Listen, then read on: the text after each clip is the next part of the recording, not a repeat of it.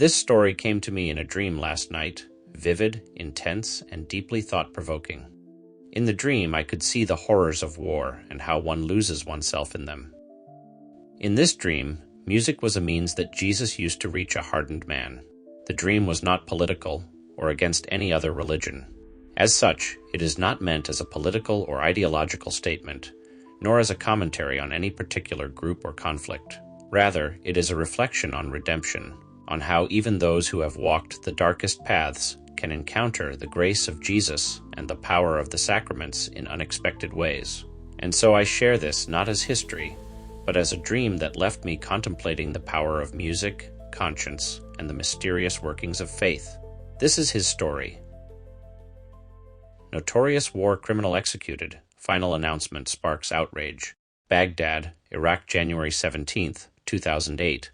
A former high-ranking insurgent commander, notorious for his brutal tactics and unwavering loyalty to the rebellion, was executed yesterday at a secure military facility outside Baghdad.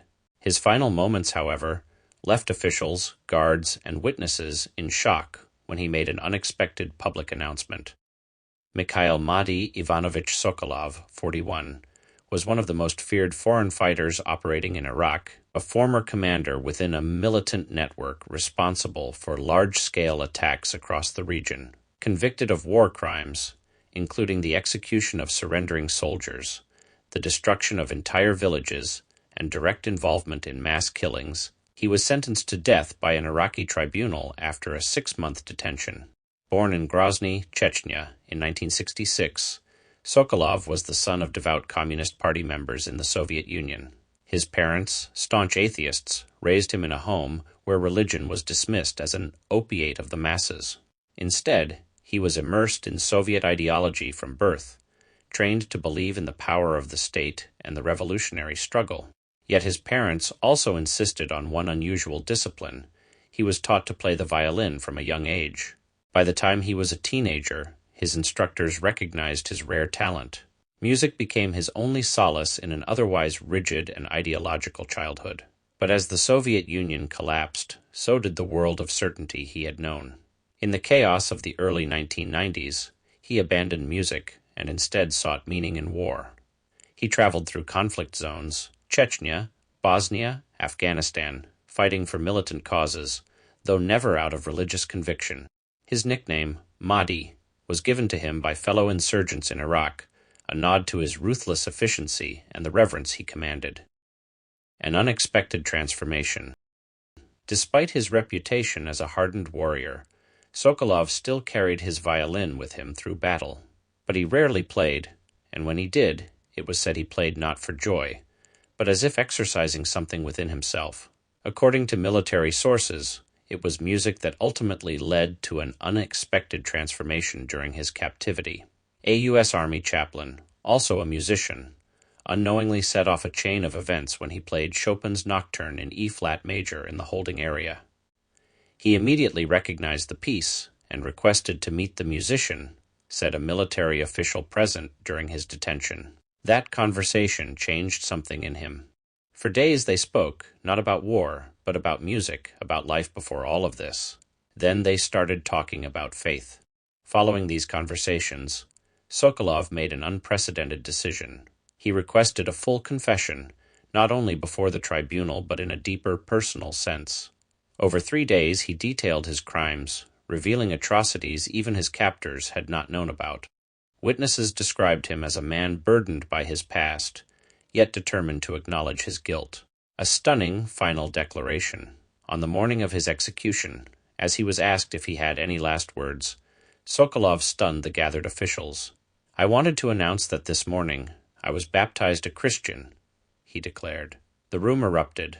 Some officials dismissed it as a deception, a ploy for sympathy. Others reacted with outrage. One Iraqi officer demanded the execution proceed immediately, while another argued over the legality of a known war criminal converting on the day of his death. Through the commotion, the U.S. Army chaplain, now revealed to be a Catholic priest, confirmed that Sokolov had indeed received baptism privately in his cell.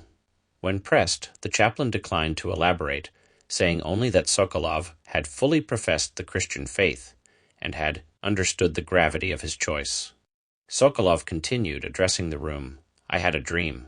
In it, the chaplain was praying for me. And I saw a man, Jesus. He told me that heaven's music is far better. But I could not ascend. I was weighed down by my sins. He showed me the water that washes away sin. And I knew. For 3 days I struggled with what I had seen. But I could not forget the music. A heated discussion followed. Some demanded that his execution be carried out immediately, while others hesitated, unsure how to process the sudden shift in the condemned man's beliefs. In the end, the tribunal's ruling stood, his crimes had been judged, and the sentence upheld. As he was led to the execution chamber, one of the officers in charge asked if he had any further last requests. Witnesses report that he shook his head, then turned to the chaplain. "Shall I play Chopin?" the chaplain asked. Sokolov smiled faintly. "No," he said. "Heaven's music will be better."